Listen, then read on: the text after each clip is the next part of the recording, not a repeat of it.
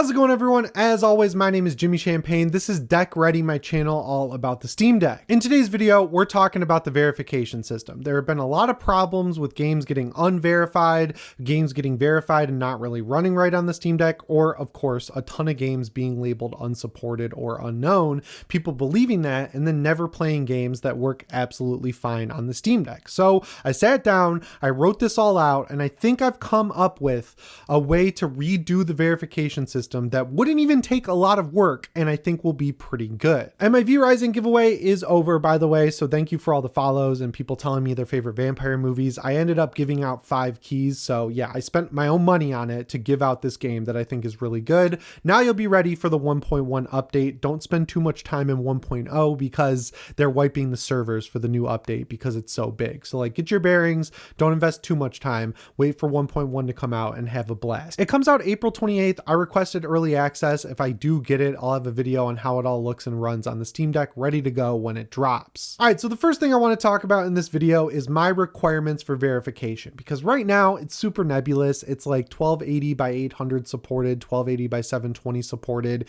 The keyboard automatically comes up when it's needed. The settings it launches with out of the box are decent and you can navigate the launcher with the controller. Now on the surface, that should be pretty self-explanatory and good, but we've seen games that straight up don't run correctly, like Spider-Man 2 get verified. My worst case example is The Last of Us Part 1. That port was abysmal. It didn't run right on any hardware, but it was verified on the Steam Deck day one, and that just erodes trust in the entire system. So I think they need to do a few things to kind of rework the verified status to get that green check mark so that people can really know and trust that it's legit going into the future. So the first requirement that I think they need to bite the bullet on is a Steam Deck graphics preset. These are in a few games right now. I'm playing a new game called Mandragora. It's like half Souls-like, half Metroidvania. It's a side scroller and it has a Steam Deck graphics preset, which I really appreciate because I was playing No More Room in Hell 2 on my PC over the weekend. Got absolutely hooked on it. I'm glad they stuck with that game. Then it was like 11 o'clock, get in bed. I'm like, it's Saturday night. I want to stay up till like 12 or 1 playing some games on my Steam Deck. And every time I start up a game in that headspace, if I have to with anything on my Steam Deck, I turn it off and go to bed. Thankfully, Mandragora works excellent out of the box. You can get like 60 FPS out of it with the Steam Deck graphics preset. Other games that have Steam Deck graphics presets are of course like Cyberpunk 2077 and The Last of Us Part 2 Remastered. You can tweak from there. Like that's just the one that they took 5 minutes to try out and make sure it works right. And I think every developer should do that. I don't understand why there's this weird annoyance whenever a game is coming out on PC, whether it be AAA or indie. Some developers love the Steam Deck, like Square Enix. They're making full-on trailers. They made that weird, creepy-ass Chocobo Steam Deck that was fuzzy. Then you've got games like First Berserker Kazan, which run excellently on the Steam Deck. I don't know if that one has a Steam Deck graphics preset, but like they went through the effort to get Ben Starr to make a trailer to just talk about how well it runs on Steam Deck. So if there was a requirement in place there, it would be cool if these developers would just take the extra time to make a Steam Deck graphics preset. It doesn't take that long. Just have one guy boot it up, tweak the settings a little bit, like just set it to low, medium, or high and see if it runs at 30 FPS. Call that the graphics preset. It's that simple. It's also bizarre that developers act like it's such an annoyance to support the Steam Deck when you've got 4 million people who are dedicated to using this device asking you. They're going out of their way to say, hey, I'd like to buy your game day one. Will it work on the main handheld that I use to play PC games? And then they go, we don't know. We haven't tested it. I get that game budgets are big now and they're spending a lot of money keeping people around and like developing the game, but like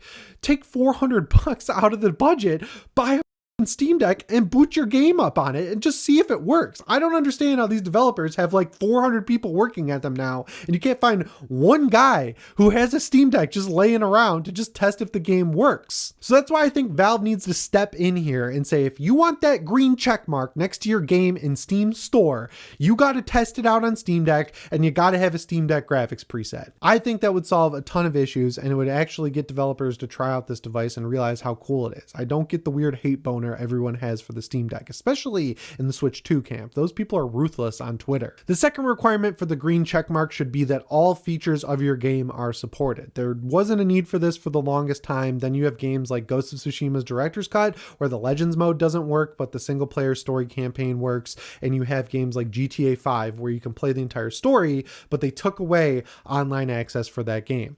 There's other games that have that same issue, so they shouldn't be allowed to be verified. If you're paying money for a game on the Steam Deck and it has a check mark next to it and half the game doesn't work, or a big portion of the game doesn't work because you can't connect to the internet, that should not ever have verified status. I feel like that goes without saying. I'll talk about this more when I talk about how I would fix Playable, but those games should be labeled Playable. Right now, when the online breaks, they get labeled Unsupported. And I got a ton of comments on my short I made where I mentioned at the end that you can't play GTA online. People don't even know that the single player still works. So like, you need some label other than Unsupported for the games where the single player works and the multiplayer doesn't, but verified should not be one of them. That one should not be reserved for games where the online doesn't work. The third requirement, it's got to have full controller support right out of the box. I'm pretty sure this is already required, but they got to keep this going forward. I love Steam Input, how you can connect any controller to your PC, and then if it doesn't work natively in a game, like my DualSense Edge doesn't with like half of the third-party games I try to play with it on PC, I just click on the little controller next to the game, I turn on the toggle, bam, it's an Xbox controller, and it works absolutely fine. I just had to do this with Lords of the Fallen for the 2.0 update. CI Games, support the DualSense Edge, guys, please. Steam Input, of course, works on the Steam Deck, but there were a few games out there that didn't have native controller support for a while, like Ready or Not, and you can't have that and have your game verified. Like, it's just got to work right out of the box, because while we have no trouble just going into Steam Input and clicking one of the presets that are made specifically for the Steam Deck, the average person doesn't really know how or want to do that. So I feel like a big requirement for verification should be when you boot the game up, your controller works. And I would keep around the launcher one too, because the vast majority of launchers are not navigatable with a controller. And like, I'm glad that that strips verification, because that is so irritating. And a little bonus Steam Deck tip is, if you need to use the mouse, you don't have to change the control mode or anything. You just hold the Steam button and then you can use the right mouse pad as a mouse. Or if you hold the quick access menu button, you can use the left trackpad as a mouse and click around in these settings, launchers, and everything like that. So if you didn't know that, there you go. And the fourth requirement, very simple, just leave what they've already got in place. I think it's cool that they allow 720p games to be supported, like if they launch with the black bars. I don't think they got to scrutinize it that much where they say, well, it's not the full 800p of the screen, you're getting playable status. 720p is fine, especially on the OLED, because you don't even see the black bars because OLED has true blacks. The launcher being usable with the controller is a great one. I just talked about that. Text should be readable, of course. This was never a problem for me, but it seems like game text is getting smaller as time goes on, so it's becoming a problem for me. I'm like, put on my reader. I don't have readers. I always say this. I'm like, I'm putting on the readers for this, but I don't have readers, and I'm like squinting at my screen trying to read it. And of course, the keyboard automatically coming up. I was waffling on that one. Like, it's not that big of a deal to just hit Steam button and X and then wait for the keyboard to glitch the fuck out and like halfway up the screen and then it's there. But like, it is nice when a game asks you to enter your name and then you like hit the button and then it pulls up the keyboard. So I don't want to screw with a good thing, you know, like I don't think you should take away something that's kind of working right now. So that covers what your game should do to get verified status, but let's talk about Playable. And my big piece of advice here, basically leave it alone. Currently, Playable is given to games that need minor tweaks to reach verification. I was talking to my friend Ben, who works at Indie.io, and like they test games before they launch them and try to get them verified. And usually it's very simple stuff like text scaling that stops it. So Playable sticks around a lot shorter than I think Unsupported does for a lot of games. I think they could fix a huge problem with unsupported games I'm going to talk about in the next section, which is the developers might have moved on, right? Like it might be an old game, like I don't know, The Evil Within. The people who made that are not at Bethesda anymore. They're not going to go in and fix that game. So like they get unsupported ratings. And I think Valve could fix this by introducing a community element, like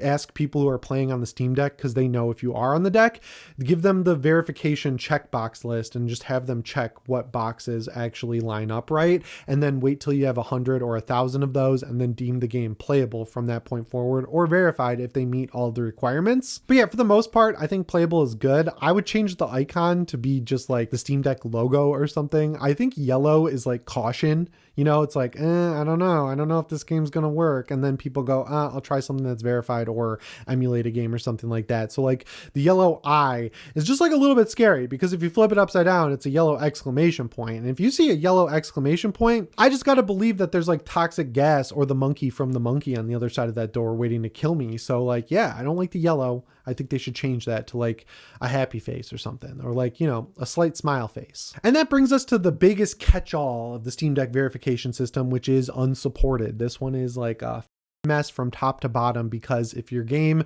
doesn't meet like some weird arbitrary requirement, it's like bam, unsupported. And you'd think that people would like go to their library and see that they own a game and then go, oh, this game's labeled as unsupported, it's got the little circle with a line through it, I'm gonna Google like ProtonDB and see if it actually works, and 9 times out of 10 it will. But I've noticed in the comments and on Reddit and on Twitter that people are like, yeah, if I see unsupported, I take that at face value, the game does not work on Steam Deck. So they've got to change that to be like unknown. Just let unknown be unsupported and let unsupported be unsupported. Like, I feel like unknown and unsupported are the exact same thing at this point, and it's not really working correctly. Like if I'm looking at a game in my library and I see a question mark that says unknown, or I see the line with a circle through it unsupported, I'm not going to play the game if I see the line through the circle with it, because I'm going to read that at face value, which is it doesn't work. Like that's literally what that symbol means. You learn that in kindergarten, that if you see a thing with a circle and a line through it over it, you shouldn't eat it, right? Like,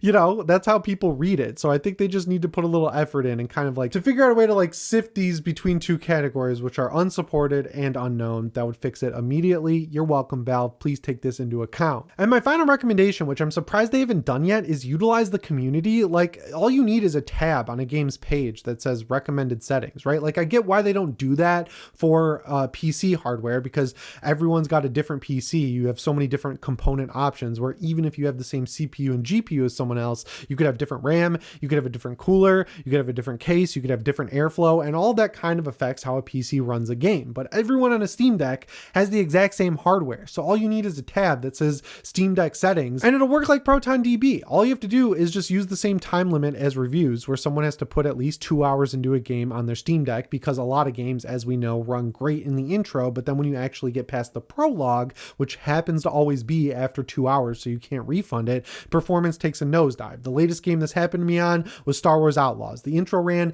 impeccably, then I got to the open world and I couldn't get more than 40 FPS out of it, and then it was like 1 minute shy of the 2 hour window. So I'm really glad I got that refund. So like, have people play 2 hours, get past the prologue of whatever game they're playing, and then have them share their settings. Like it's that simple, and you're just not utilizing the community. And the ironic thing is, this is the community that would fill that out. Like people go to ProtonDB and fill out how a game is running. People go on the Reddit and share their best settings all the time, or they do it on Twitter or on YouTube. Like you could pay Santiago to like just upload his stats from whatever he finds when testing a game out, and you wouldn't even have to do anything. Like people will go out of their way to help Valve do this, so then it saves them trouble reading the comments asking what settings a game should run at. I think the community could be utilized in a much better way here, especially more than it is right now. So yeah, in conclusion, I think the verification system is almost there. Like I tried to really think about this from the perspective that they're not going to want to put a ton of time into developing an entirely new system. So like I wanted to tweak what's already there.